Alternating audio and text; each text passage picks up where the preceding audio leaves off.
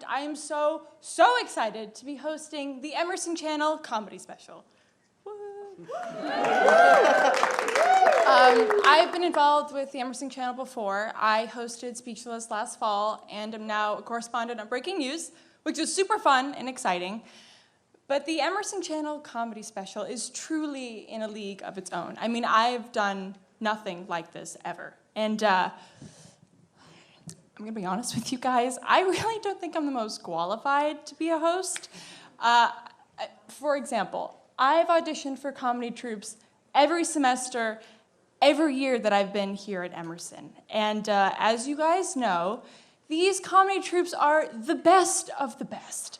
I mean, they're known for their drive, their creativity, their passion. So when you're told no by a comedy troupe, or more than one, every semester, every year, get out. No, like, actually leave. There's truly nothing for you here at this school. So why do I get to host this comedy special and introduce 4 amazingly talented individuals? Well, I'll tell you one thing. It has nothing to do with how I read monologue jokes in the audition, or how excited I was to possibly have this title, or even how cool it would be to let my creativity come out in a platform that I've never had before. No.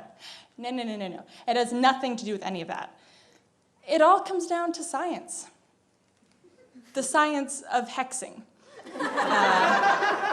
Yeah, okay, so like where you cast a spell or like a curse, or like you have a big cauldron, you put the bone of an elder or like a teaspoon of your enemy's blood. Okay, you get it.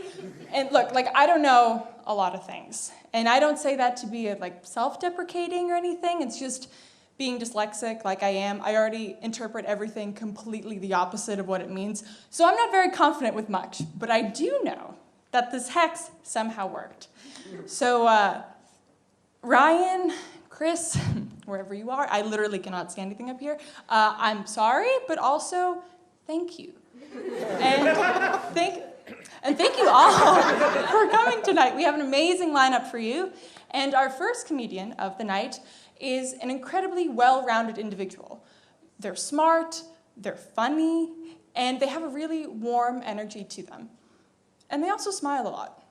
But they also smile when they're afraid, so either they're going to be really excited to see you all here, or terrified that you're going to scare them. So please give it up for Natalie Torres.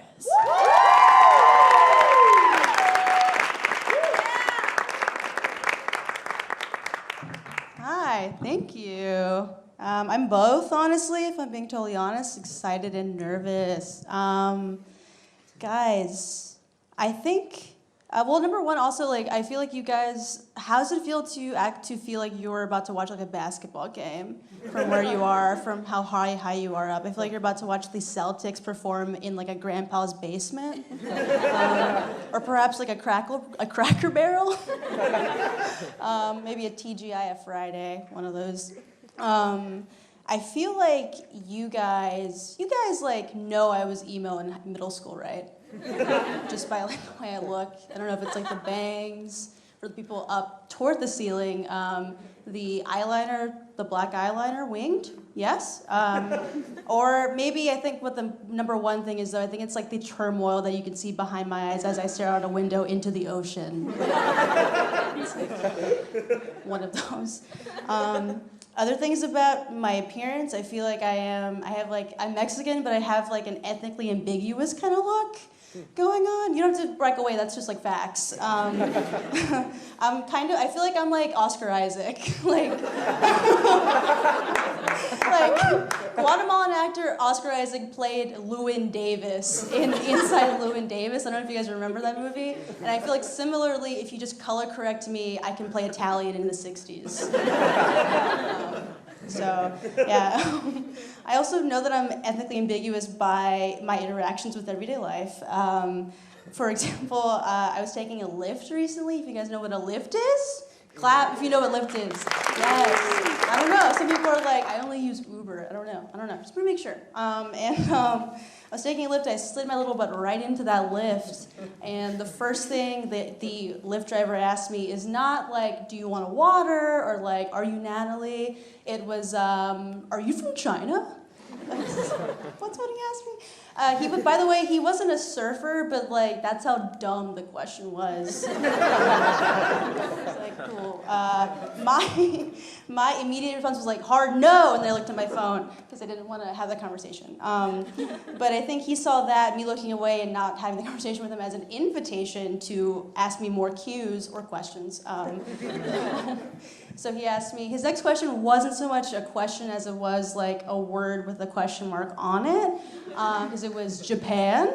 I was like, nah. At that point, I felt like I had to correct him, so I was like, actually, I'm Mexican-American. And I felt like, one, maybe for my people, I was like, yeah, I'm this. But I think partially, the number one reason was because, I don't know if you guys are aware, but there are like a lot of countries in the world. And, like, he had a globe on his dashboard, he's gonna keep going. Only on East Asia.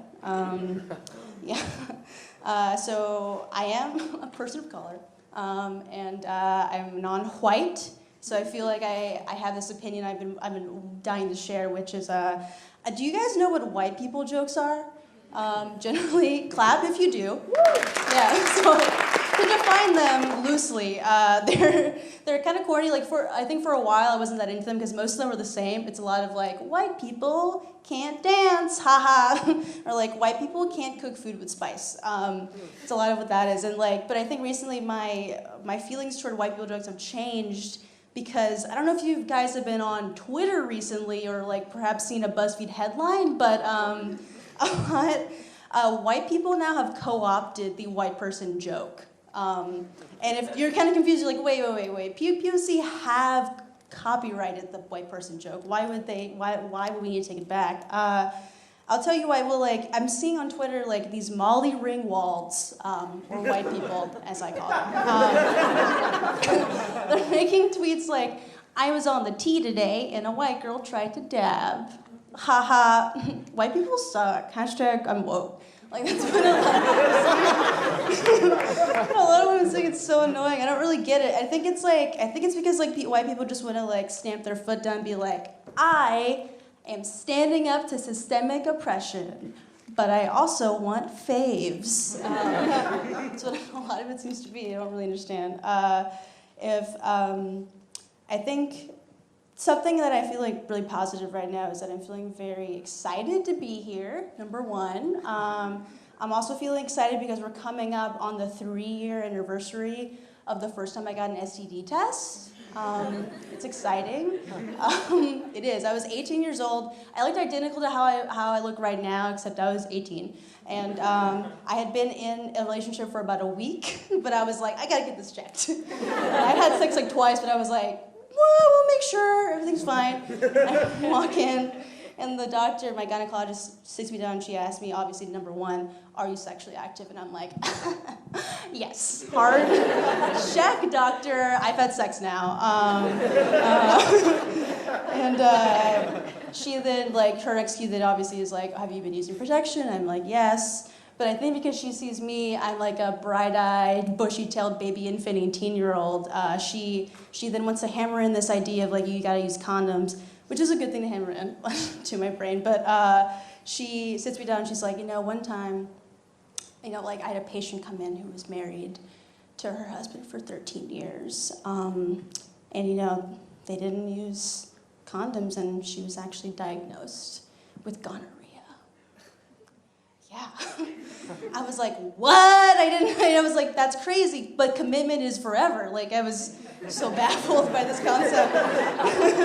And if you guys didn't fully get that, basically, essentially, this woman's husband not only cheated on her with a different person, that person had gonorrhea, which is horrible. Like, I mean, I was like shook, but I think at the time, I think I was just like, I'm scared, because I didn't have any other words for it. And so I went back home, I'm now in bed with my boyfriend of 2 weeks now, and we're watching Seinfeld, like, typical post-STD test thing to do. And I was still kind of angry and like waiting for this phone call that I may or may not have an STD test, and I pause it and I'm just like, I tell him, if I get a phone call today, I'll know that you cheated on me. Bitch, like, fuck you. I was just listening. Luckily, I never got that phone call, and he didn't break up with me for that outrageous behavior. And flash forward 3 years later, we're still together. Woo! At the time, and that's kind of a big information for you to know. We're together. We're doing like a long distance thing. I'm in Boston. He's in Austin. We had a lot of fun telling people that fact, and like I think because we know that we're probably gonna break up soon, we're like, let's do an open relationship. We're like, maybe that'll save it. We'll try it. Well, fuck. And then, so we decided to do this thing that's it's even like a weirder tweak to the typical open thing, where we're like, oh, like we'll be single as long as we're not in the same city. If that's confusing for you, it was also confusing for me at the time.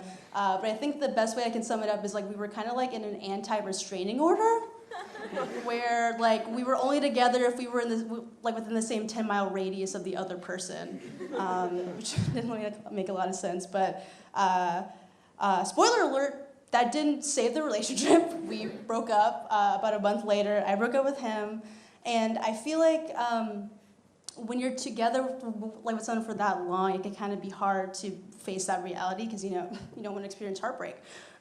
Shocker. But to kind of walk you through my thought process within that month, I would have like a heartbreaky thought, but then I would cover it up with a pop-up thought to be like to like justify why I'm still with him. So basically, I had this first thought of like, oh, like we're very different people, like we have some similarities, but a lot of those similarities were like things I introduced him to, so we don't really that similar. But then I have a pop-up thought of like, oh, but like who's gonna understand my hometown quirks? That's important to me. My next thought was like, oh, like we've been together 3 years. That's a long time. Like maybe this relationship has like run its course. But then my pop-up thought was like, yeah, but like, who's gonna be the ketchup to my mustard come this Halloween? I like a good couple's costume. It's fun. And then finally, I think what was really like the hammer or the nail, hammer and the nail and the hammer. I don't know. It's okay. Let's go, bud. So this last thought I had, I was in a room with him and some of our friends, and I was just like looking at him, and I had the thought of like, oh, like, I'm not attracted to him anymore. But then I was like, wait, but who am I gonna kiss on New Year's? Of course I'll stay with him. So yeah, we broke up, not because I contracted gonorrhea, and really not even because of the long distance stuff. I think it just eventually fizzled out, and now I'm sort of like learning to date like as an adult human. Which is kind of weird, and I think like something I've learned is that when you're first dating people, I don't know if you have this, but a lot of it when you're first dating someone is like, it's a battle of who can express the least affection. It's a lot of like, oh yeah, I like you, but I'm like chill about it. Like, you don't have to hang out every day. Like, it's like that. It's a lot of like, hey, what's up? Do you want to hang out? I have some free time. Yeah, like if you want to. Okay, well, I mean, we don't have to hang out, but like if you want to, you're like trying to raise the stakes. But I think what I've learned is that I think for me, I'm very intense. I think at the beginning of a relationship, what I would want is to be like, let's go on like a hot air balloon ride, and we can both wear tuxedos and feed each other chocolate, and then we can fuck the guy who took us up in the hot air balloon. Like so romantic. So I don't know, I'm still trying to figure that out, I think, just kind of dating in my adult life. Yeah, I don't know, have you guys ever been told this question when you're fucking someone is like, where do you want me to come? Is that something you've ever been told? This is just like a thing that came out, I don't know, but I'm dating as an adult human as well. It's just like, oh, like, I feel like for me, I'm just like, I grew up Catholic, so it's a lot of shame for me when I'm fucking. And yeah, I think so for me, whenever I'm asked that question in the middle of it, I'm just like, the corner of the room. The Boston Aquarium? I don't know. I don't know where you want me to go. I'm scared. It's my time, guys. Ending on calming. It's good.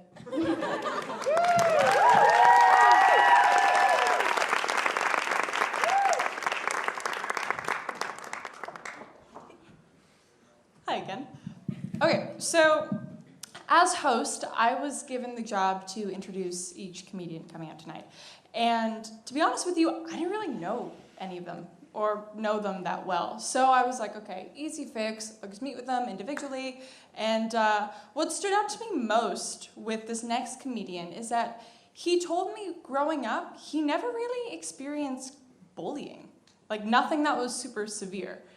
So after hearing this, I lost all ability to relate to what he was saying, and white noise just started to come out of his mouth as I kept moving. So I'm sure he has some really cool things to share. Please give it up for Joe Turner.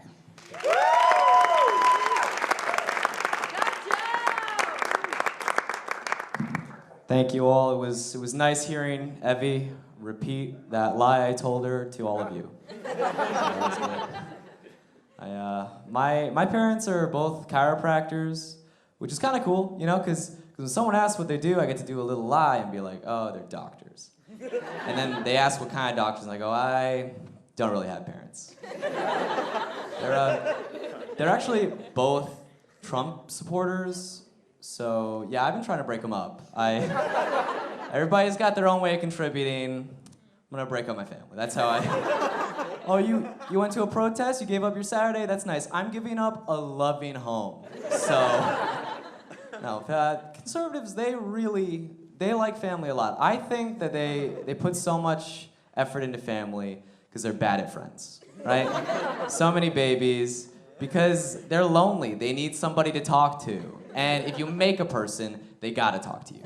So, no, but things are tough right now. I don't know. I heard someone say recently, maybe it'll be fine. Maybe Trump will be assassinated. And then like a more reasonable person was like, no, that would be terrible. That would be terrible because then Pence would be president. Not a man would be murdered, right? Like not even it would further delegitimize our democratic process. Like you're literally just saying, no murder, unless you can get them both, then go for it. Which, it's not like we can kill enough people that Bernie will magically be president, guys. I'm sorry. I feel like it's weird that I have the most moderate opinion on this, and it's just anti-murder. So, when I was a kid, actually, my parents, they thought I might be gay, because I wanted an easy bake oven. No, I wasn't gay. I was just fat. I loved the idea of limitless cupcakes. But I was left with this weird choice, like, do I tell them I'm not gay, or do I leave it? Which choice gets me cupcakes? It's a question I actually asked myself a lot as a child. I got pretty good at answering it. By the time I was 18, I actually weighed 250 pounds. So I was basically a cupcake overachiever. Just I knew exactly how to get cupcakes in any situation. Give me any scenario, I've got your cupcakes. But no, I struggled a lot with it, obviously. I mean, you know, in the last 2 years, I've lost almost 100 pounds, which, you know, I've done a lot of work. Yeah, thank you. Thank you. People have stopped clapping. After 50 pounds, they just start getting worried. So I appreciate it. Clearly, I've done a lot of hard work so I could look like this. And I gotta say, you know, not worth it. Just, I don't feel any better. You know, I don't want to be the guy who talks about going to the gym all the time, but I feel like if I don't, no one will know. My body is only impressive if you do a background check on it. So, it's also, another thing they don't tell you is your skin will get extremely loose. Like if I pulled at my neck, it would just unravel like ancient parchment that says, I used to be fat. So I won't. But no, it's not even better. You know, I used to have big fat floppy tits. I still do. They're just empty now. What is the point of not looking like a balloon if now I just look like a deflated balloon? Like, if you are fat, I'm not even joking, consider staying fat. Like, my chances of heart disease, sure, they're lower. But my chances of getting sucked into an escalator by my skin flaps, all-time high.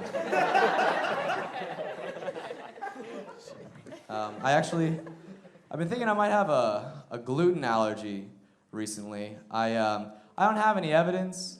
I feel like my life isn't quite as enjoyable as it should be. And I'm really hoping it's gluten. Like, wouldn't that be great? Like, oh, it's bread? That's why I wake up sad? Just fucking bread? Like, I like pasta, but I can live without it. That's a lie. That's a lie, I couldn't. If anything, I would just value things with gluten in them more. You know, I'd be like, wow, if I eat this pizza, my whole week's gonna suck. I offer up my week to you, pizza. Please bring me happiness.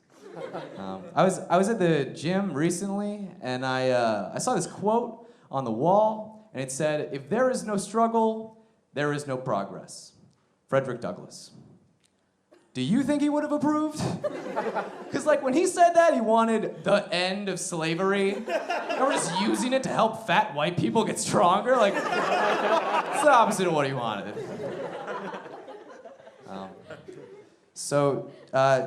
Do you ever have a friend just breaking down to you about something, and you want to comfort them, but they're not wrong? Like, they're like, I'm so ugly, no one will ever have sex with me. And you just gotta be like, hey. I'm your friend. It'll be okay. That's a good catch-all, is it'll be okay. Because they're thinking, you know, the problem will be okay, when really what you're saying is, if you never have sex at all, that's fine. That'll be fine. I've been getting into dating, which is whatever. I don't know. It's been hard for me because my parents never gave me the sex talk. They actually sent me to Catholic school for like 10 years just to avoid an uncomfortable conversation for like 5 minutes. Which, I don't know. The closest thing I got to one is I was in 4th grade. I was talking to my dad, and I asked him this just like I already knew, and I was just making sure between dudes, right? I was like, so Dad, girls will get pregnant if you kiss them a lot, right? And here's what he did. He laughed at me for like 10 seconds, and he just goes back to reading the paper. That's as close as I got. That's as close as I got. I'm lucky I've had sex at all. I have a girlfriend now. We're long distance. We're in an open relationship. She has a sugar daddy, which I have mixed feelings about. Because, like, I've always wanted to have a girlfriend without having to pay for dinner, right? And what I've never wanted is someone to fuck my girlfriend. It's kind of like a win-win, triple lose for me. I'm not sure if I'm, like, the most progressive guy or just an idiot. But I do know that I love not having to pay for Cheesecake Factory when the three of us go. So I asked a girl on a date recently. She said, you know what? Yeah. I appreciate the enthusiasm, but why'd you have to say that like a person making a bad decision? Like, you know, next time, I prefer a no. Just give me a no instead of a yes that sounds like it will soon be regretted. My dad caught me with a hickey recently, and he said, you keep getting bruises like that, maybe I'll give you one myself. It's like, Dad, I know you were trying to threaten me. It always sounded like you were threatening to give me a hickey, which, that's like the one thing where I would never want one ever again. Like, that's the one thing where he would stop me. He would get what he wanted. Like, I'm making out with a girl, she starts giving me a hickey. I'm like, oh, what are you, my dad? Yeah, the date's over after that. It's gonna kill the mood. And if it doesn't kill the mood, what's up with that girl?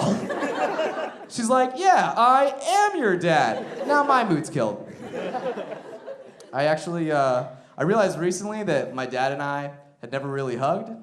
So I was like, I'm a problem solver, you know, I'll figure this out. So the next time I saw him, I just gave him a hug. And it freaked him out. He was like, oh my God, Joe, that's the first hug you ever gave me. Like, were you waiting for me to make the first move? Are you shitting me? Who's supposed to be leading here? Like I can just imagine I'm like 4 years old and I'm playing with a tray and say, he's like, when's this kid gonna man up and tell me he loves me? Like, I don't even feel bad for me. I got what I wanted. That's such a weird way to describe hugging your dad. No, I feel bad for my mom, you know? Like, she marries this guy, wedding night, right? They enter the room. He just goes in with a nice hearty handshake. That's how I imagine it. All right, we're gonna cut that. We're gonna cut that tag for the special. Can we do that? No, it doesn't matter. All right, I'm gonna finish up now. Just letting Evy know. Not you guys. When I was in Catholic school, long time, right? I'm in 6th grade. All the boys in my class would just get called down to the church offices to meet with a priest. We didn't know what it was about. The consensus was it couldn't be good, right? So we get down there. The priest is just standing there, arms folded. He's just like, none of you have confessed to masturbating. And they just stared at us like we were the weird ones. like, I don't know what he expected. Like, one of us would just come forward. I am Spartacus. It was me. And he's like, I'm not mad, just if you don't tell me, you can't go to heaven. And we all just stood our ground. Like, so be it, holy man. I am 12 years old. Masturbating is the closest thing to eternal paradise I've got. I didn't even care because as soon as he said that, I just stopped caring. I was like, I thought when we were coming down there, we were gonna be molested. That's really what I thought. I don't know how it works. Maybe they get you all at once. So as soon as he's like talking about we might not go to heaven, I was just like, I thought you were bringing me here to ruin my life. If you don't plan on having sex with me, you can suck my dick. Some pretty crazy shit. No, it's a quaint story, I think. It's like the only story that ends with a grown man trying to force children to reveal their sexual histories. And you'd go, and it better than I expected. They always used to tell us you shouldn't masturbate because God is watching. And I always thought that was a threat. But I've been thinking about it recently, and God is everywhere. So that's really kind of just common courtesy. He's right there. What, are you gonna jerk off right in front of your dad? It's even weirder for me with all my dad stuff. He's just like, that's not even enough that you're jerking off in front of him. You're gonna yell his name while you have sex? Like, you're his kid. You're fucking his kid. You're yelling his name and making him watch, and he's the bad guy? Yeah, he's the bad guy. You're incest cuckolding your transcendental dad. You wonder why the world's fucked up? Maybe stop distracting the guy. He's got a lot on his plate. I feel like that isn't the life of a supreme being. You know, that sounds like hell to me. What did God do in his universe where he just gets sent to the hell where he's forced to watch all his kids masturbate forever? My theory is masturbating. Thank you guys. It's been great.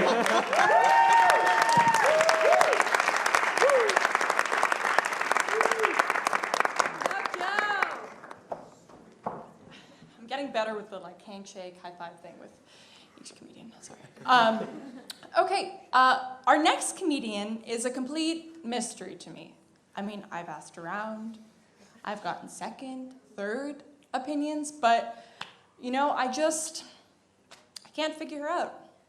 Is she a strawberry blonde? Is she blonde? Is she a ginger? My dear audience, this is for you to decide. Calling her comedy brand a nervous boy with a vagina, please welcome Ashley Sengstaken.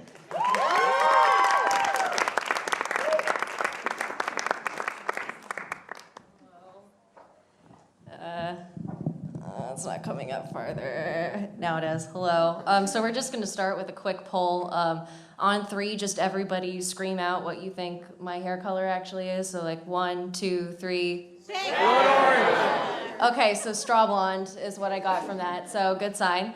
All right, so just gonna talk to you guys a little bit. I'm pretty nervous right now. I've never done anything at like this scale before, so it's a little nerve-wracking. And when I'm nervous, I stutter a lot. I like have a hard time completing my sentences, and I get like nervous sweat. I'm very damp in many areas right now. Is what I'm trying to say. And it's not something I'm ashamed of. It's just that like I have to be aware of what I look like in front of other people while I'm like talking to them, because it'll happen in just like regular social interactions. Like I'll be fine, I'll be dry, I'll look like a human, and then suddenly like I'll be talking to someone, and then my celebrity look-alike goes from like a Kathy Griffin wig on top of a plank of wood to Louis C.K.'s forehead. So that's the process, my physical journey. So I have a couple stories for you guys, and what I'm about to tell you is true. And I feel like it's kind of like weird for me to preface it with that, because I don't look like a what I'm about to tell you is true kind of person. Like I don't think that's my vibe. Like has a story so wild that's almost unbelievable. Like I feel like my vibe is like. It's like an extra in a yogurt commercial who knows a lot about hypoallergenic lotion on her resume. Like, yeah, so like I don't seem very interesting. Like I don't look like I've like masturbated in a waterfall or anything. And I feel like that's also a pretty good indicator that I'm not very interesting, is that I think masturbating in a waterfall is the height of adventure.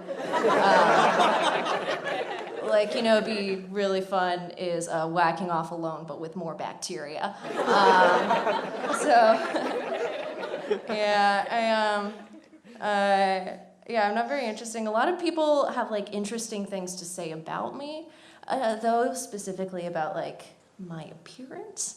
Like when I was younger, someone said you are a 4, but your personality makes you a 6. And when I tell people that now, they're like, oh. No. But then when I ask, so what am I really, they just smile. And yeah, it's kind of like, I don't know, it's like you're in the hospital and like the doctor comes up to you and is like, you're not gonna die yet, but you're like, but am I gonna die soon? And they're like, it's like that. Like I feel like smiling instead of an answer is still an answer. Like I said earlier, I don't think I'm very interesting. But I have like funny moments in life. Well, not funny. It's like pathetic's, I guess, a better word. But okay, this is my analogy. I feel like God is a stand-up comedian who's like in my life is a series of jokes that he's pitching to his friends that he's writing a web series with. I'm gonna do some acting now, so hold on to your hats. Hey Ashley, yeah God? Wouldn't it be funny if you spilled coffee on your pants and that reminded you of how you peaked in high school? No, God, I don't think that'd be funny. Too late, it's the cold opening. I feel like that's kind of my life vibe at the moment. I'm actually very lucky. I don't have a lot of real problems. A lot of my problems are things I just invent. I have anxiety, which basically means a Woody Allen movie took a shit on my heart. It's like I feel like frightened garbage all the time. And for those of you who are fortunate enough to like not know what frightened garbage feels like, it's like that feeling when you like show up to a party and like dress and heels and everyone else is wearing t-shirts. Like that I deserve to die moment is like a pretty constant feeling for me. I started smoking the pot to help cure my anxiety, I guess. Before I started smoking weed regularly, I was kind of like a dog on the 4th of July, like, bah! But now I'm just like, well, fuck. So that's better. Yeah. I recently got a Zoloft prescription, an antidepressant prescription, and my psychiatrist actually said I should have been on antidepressants since I was 13 years old. And now that I look back, it makes sense because in high school I wore a lot of blazers and talked about liking The Great Gatsby a lot, which is the biggest cry for help there is. Yeah, I should have known I was anxious and depressed when I started talking like a woman protagonist on a cop show, one who's smart about crime but dumb about love, I used to say things like, it's okay if I'm unlikable, I don't need friends, I have my work. And my work at the time was telling people jokes I heard on The Daily Show the night before, but then taking credit for them. A lot of people have history of mental illness in their families. I certainly do. My dad is a very, very anxious person, and my mom has struggled with depression in the past, and their parents both had problems, and so forth, so on, all those things. But I just feel I don't know, I kind of want to spice up that situation. I just wish that when people talk about history of mental illness in their families, that they also said it old-timey British kings. You know how they talk about their families in movies, my father, Dave Sengstaken of the California Sengstakens, liked to obsessively clean coffee pots, that kind of thing. But that's just an idea. That's just food for thought kind of thing.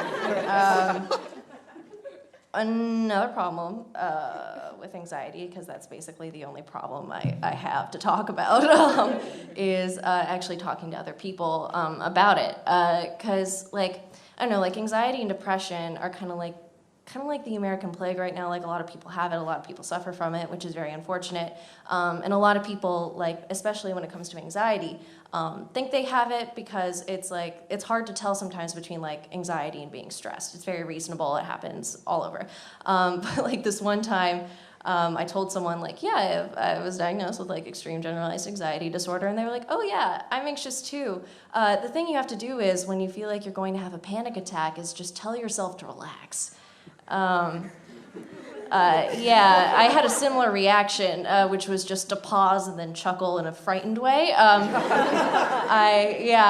Because I don't really understand how that person could think they have anxiety when their relationship with panic attacks is the same relationship I have with jury duty summons. If you ignore it, it will go away. Because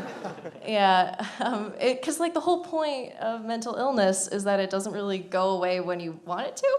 It's kind of like herpes or climate change or Donald Trump or people who think Manchester by the Sea was a good movie.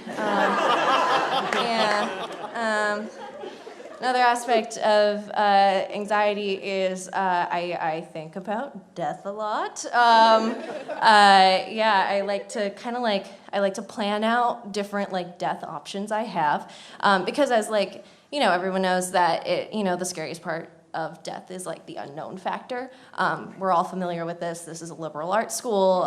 We've all smoked weed in a graveyard. We've been through this phase together. So the latest death detail I've been obsessing over, because and death details for me are if I die because I was hit by a car, what kind of car would it be, that kind of stuff. So the latest death detail I've been obsessing over is what my last meal would be if I were about to be executed. And I haven't really thought about the crime I would commit in order to be put on death row, because I already know it would be just to assassinate the person who thought segways were a good idea. I think, a little disclaimer about that, I think segways were just designed to embarrass tourists, and I think they're hateful. So I would just be seeking justice. So anyway, I'm thinking about the last meal before I'm going to be executed.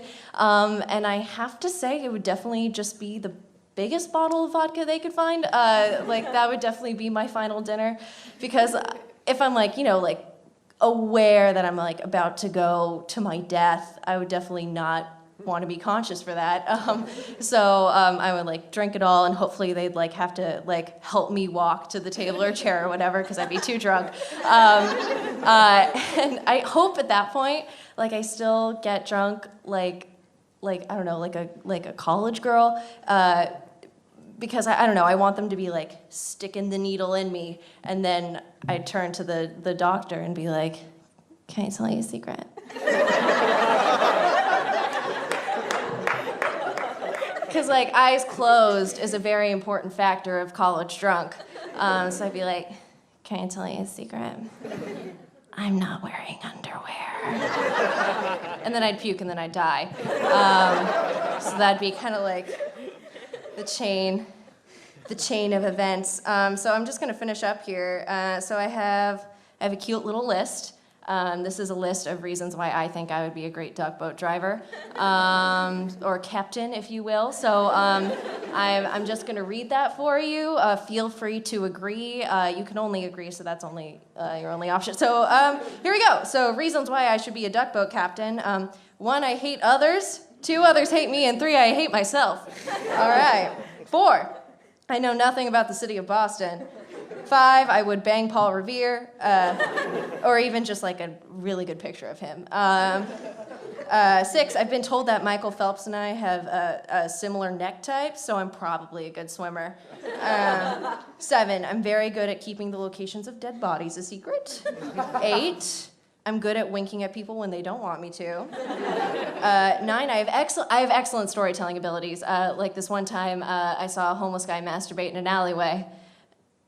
Number 10, my lips get chapped easily, so I already have like the look down. 11, this one's my favorite. I once got drunk on boxed wine and peed in the ocean, which is kind of like a tugboat captain's morning coffee. All right, 12, I also think Scrabble is for nerds. Scrambles aren't for nerds. All right, 13, I can talk with my mouth full. 14, I can tell the difference between roads and water. And 15, even I'm too good for Segway tours. That's what we call a callback, people. That's a callback. And then just like a little follow-up list. It's people who are not too good for Segway tours. Number 1, cargo short enthusiasts. Number 2, drunk people. And number 3, Nicolas Cage, but 3 years ago. Yeah, so that's my time. Thank you very much for being here. Bye.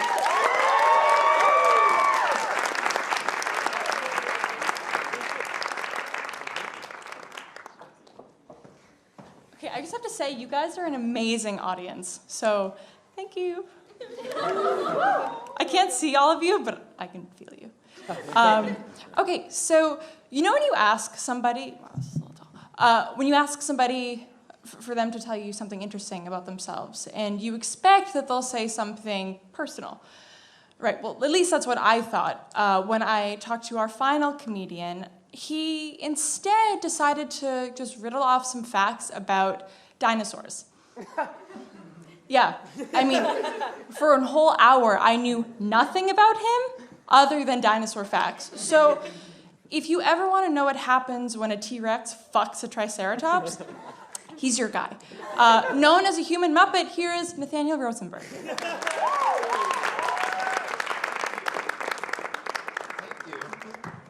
you. Why would she call me a human Muppet? I'm just kidding, I told her to say that. All right, is there like a storyline to this set? I feel like there's some murder I should be talking about.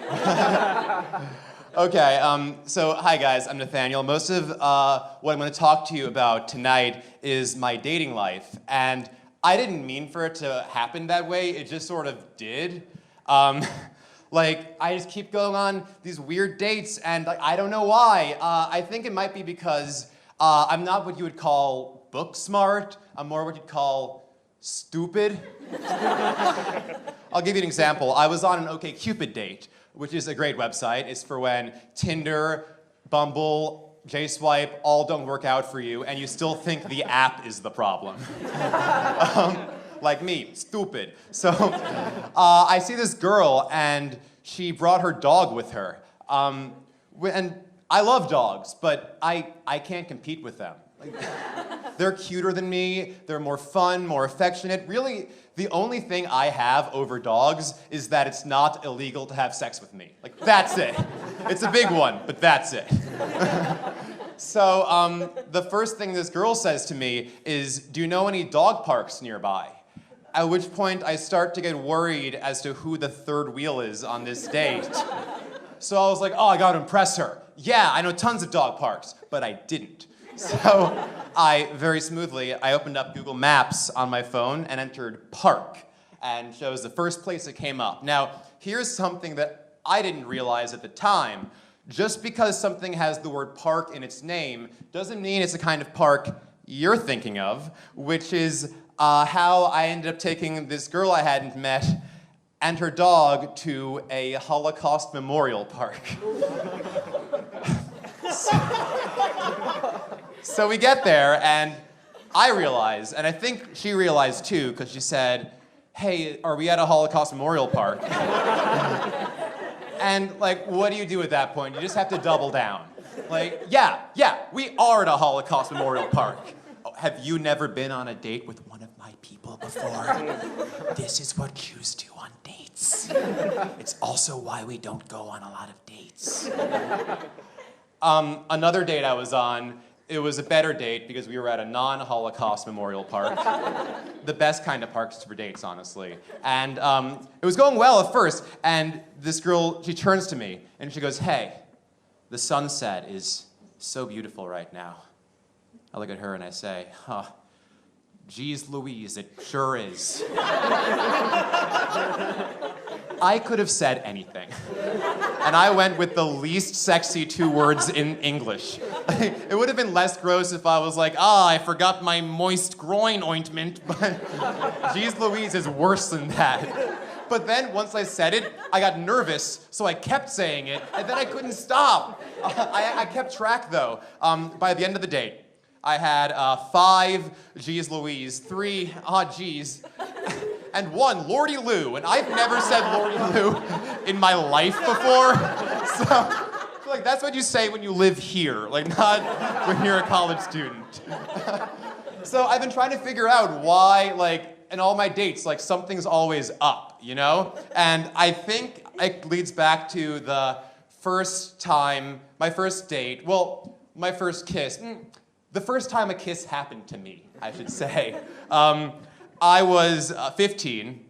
Nice. It was the summer after 10th grade. I was at a pre-college program at Brown University. So it was the first time I had my own dorm. And that was so cool and exciting to me. So on a Friday night, I'm sitting there in my dorm, alone, watching The X-Files. And I'm gonna level with you. The X-Files, I don't know if you know this, it's a pretty spooky show. So I was a little scared to leave my dorm. But then there was a scene where David Duchovny ate a sandwich, and I was like, I can go for one of those. So I went to go get a sandwich, and this is kind of the story of how I was never able to get a sandwich. Because as I'm walking down the sidewalk, I pass by this group of girls, and this one really pretty girl turns around and it's like, hi, I'm Alex. What's your name? Where are you from? I'm Alex. Let me just give you a little backstory on me. Believe it or not, this is the best I've ever been. So if you can picture like this, but like worse. Now picture Jay Baruchel in any of his movies, because his whole gimmick is like my life, where he's like, I'm a nerdy Jew, but hot girls still make out with me sometimes. Isn't that pretty wacky? So that's me. My mom would hate that joke, by the way. My mom is usually very supportive of my stand-up, like kind of too supportive, because I really want to rebel. So I'll be like, hey mom, I'm gonna do stand-up comedy. She's like, that's great, I've always supported that. Well, thanks, but I'd do it even if you didn't support me. But the one thing she doesn't, the one criticism she always gives me is you shouldn't say those things about yourself on stage. They're not true, it's mean. Which makes me wonder what she thinks stand-up is. Like, I could try her way. Be like, hey guys, have you ever noticed what a sweet boy I am? There are two kinds of people in the world. People who go on and on about what a handsome young man I am, and friggin' idiots. I'm a sweet boy. No, but I am a sweet boy. That's a true fact about me. And maybe that was why this random girl on the streets just, hi, I'm Alex. What's your name? I'm Alex. Where are you from? What's your number? And like before I even had a chance to be like, are you sure? We were exchanging phone numbers. And it was crazy. I was like, what am I doing? How do I keep doing that? And if I had ever kissed a girl before, which I hadn't at the time, I would have noticed some red flags. Like she said things like, we're totally soulmates, and I'm a vegan. But missed them. And before I know it, we're just walking back to her dorm. And I like kind of started making some casual small talk as I'm going like, so how many siblings do you have? She just grabs me by the shoulders, pushes me up against a parked truck, and kisses me right on the mouth. My first kiss ever. So I'm like, all right, yeah, your dorm. So suddenly we're in her dorm. I don't know like what's happening. I still haven't gotten a sandwich. I'm hungry, but also excited. It's crazy. And then when we get there, she opens up her drawer and pulls out this like sexy leopard print catsuit. It's like, hey, look. I'm like, ah. I see. Why do you have a catsuit? Oh, just in case. You never know, right? I guess someone could be like, I'm being eaten by a cheetah, someone seduce it. But besides that, I don't know when you'd need it. She puts the cat ears on me. I'm like, this isn't a red flag. And then finally her friends leave, because her friends were with us that whole time. I didn't know the vibe. And the two of us are just sitting on her bed, and as we're talking, our faces are getting closer together until we're like this. At which point I'm thinking, I think she might be into me, but I'm not sure. So I make my move, if you count a move as, and we make out, and it was cool. We didn't have sex, by the way, we just made out. I'm only saying this because my parents saw this set once, and afterwards my dad came up to me and he was like, so, did you two have fuck? First of all, what was the vocab change? And also, no! Well, all right, I'd be cool with it if you did. Please don't be. There is a time and place for cool dad, and it is not here. I need boundaries. Honestly, like, it would have been a cool story, kind of, but then the second night happened. I'm alone, Saturday night, in my dorm, this time watching the movie Vampire's Kiss, starring Nicolas Cage. I don't know if you guys know it. And let me just say, I don't know what anyone else said about him, but he's a great actor. The problem with him is just that he commits really hard to really bad scripts. No one is going to seem like a good actor when their lines are, and I quote, I'm a vampire, I'm a vampire, I'm a vampire. Oh. It's not his fault. Thank you. So I get a call from Alex, and she's like, hey, what are you doing? And I'm like, oh, I'm just watching this Nick Cage movie. Did you know that Nicolas Cage? Whatever, okay, come meet me on the sidewalk right over here. I'm like, all right, cool. So I'm still like, why is she so into me? How did I keep doing this? And I walk down the sidewalk, and I get to her, and I see her. I don't know if you've ever been hit in the face by a ball, where it's like you have time to see the ball coming, but not enough time to move out of the way. But that was kind of like that, except instead of a ball, I saw this girl on the crowded, bumping late-night streets wearing nothing but a sexy, full-body leopard print catsuit. That was it. So she comes up to me, her, like, tail dragging across the floor. It's like, hi, like, as if nothing was weird about this. I'm like, hi, you're in a catsuit. You know, stating the obvious. And she's like, yeah, it's a joke. Like, I guess technically. And I'm like, all right, so pretty funny. Let's go back to your dorm. Nah, no, I'm fine out here. No, it's cool. We can go back to your dorm. No, I want to be out here wearing this in front of everyone. Okay, cool. Yeah, I saw that red flag, but it was a little too late at that point. So I'm like, all right, well, I haven't eaten. I can go for a sandwich. And she said, and I quote, "Oh, that'd be so cute. Like a date. Haha, let's go to that alley over there." What is this? We need to define the relationship.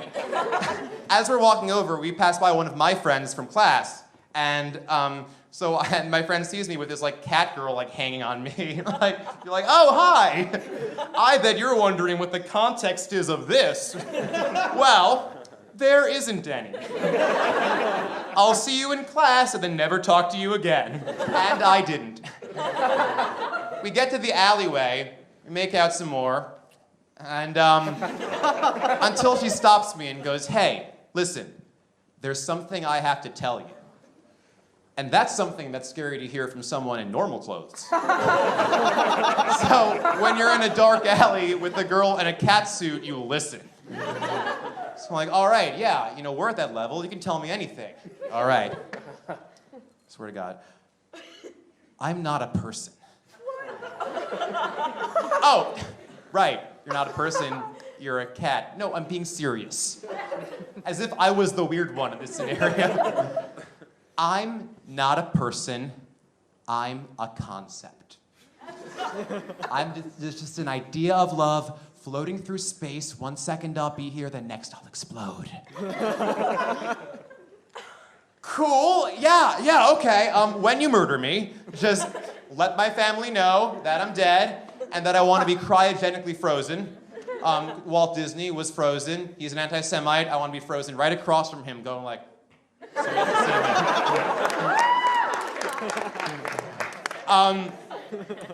So we spent the rest of the night making out in random public places. I was like, "Hey, everyone can see us." And she was like, "Oh, I'm not worried." I'm like, "Oh, that was my concern. Okay, cool." She got a lot of, and I'm sorry, I can't avoid this pun, cat calls. I'm so sorry. Not part of my act. It's a coincidence. But whenever she would get a cat call, she would like walk up to those people and like have a conversation and like take photos with them. And I'm like off to the side, like, "Yeah, you go."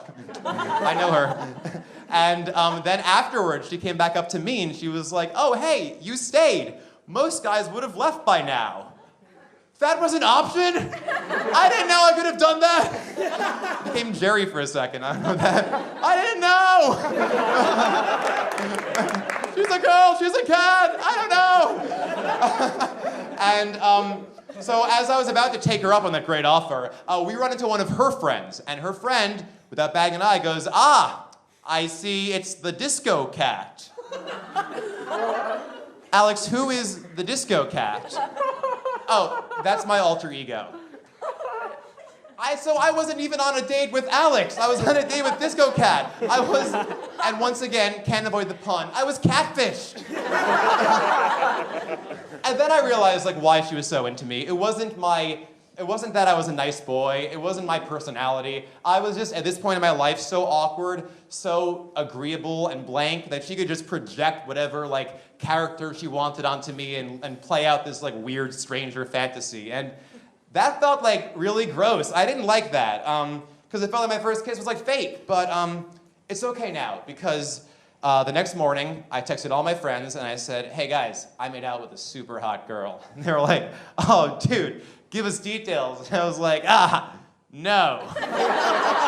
Then I got a goddamn sandwich. Thank you.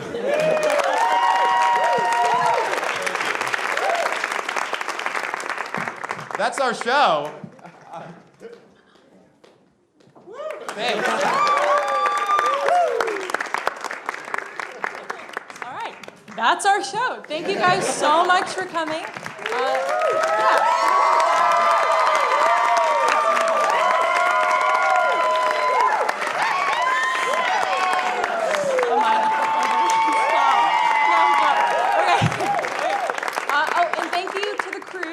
As well, and also for Kenzie for creating this set. Like, this is awesome. So, Kenzie, love you. Thank you. Have a good night. Thank you.